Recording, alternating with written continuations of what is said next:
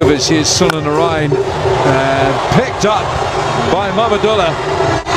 And that standing shot for Hero Max. Bowling প্রান্তে তখন Sunil Narine, ঠিক তখনই ধারাভাষ্যকর সুনীল নারিনের প্রশংসা করছিলেন, বলছিলেন দিস ইজ সুনীল নারিন।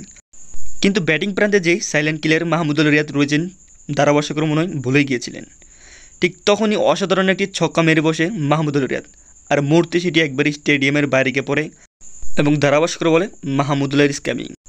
তখন সাইড বেঞ্চে বসে থ খেয়ে একবার তাকিয়েছিলেন মাহমুদুল্লাহর ব্যাটিংয়ের দিকে ক্রিস গেইল, মাথায় হাত তার সতীর্থদের, কোচের হাততালি, তার পাশাপাশি বাঙালির তো নাচ মাহমুদুল রিয়াদের এরকম ব্যাটিং দেখে। হ্যাঁ প্রিয় দর্শক, এরকমই ঘটনা ঘটেছিল। তখন বল করতে গিয়েছিলেন সুনীল নারিন, বল করার সাথে সাথেই তখন ধারাভাষ্যকর বলে যে সুনীল নারিন ইজ কামিং।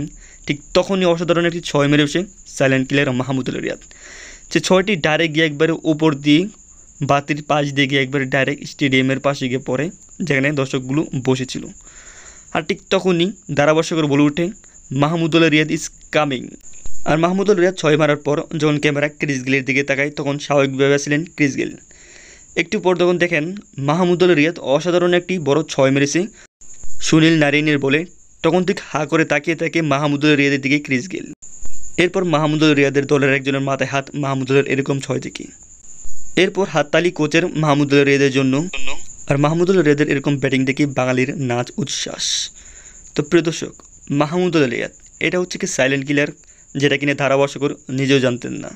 আর তাই তো সুনীল নারিনের এরকম অসাধারণ একটি বলে অসাধারণ একটি ছয় মেরেছে আমাদের রিয়াদ।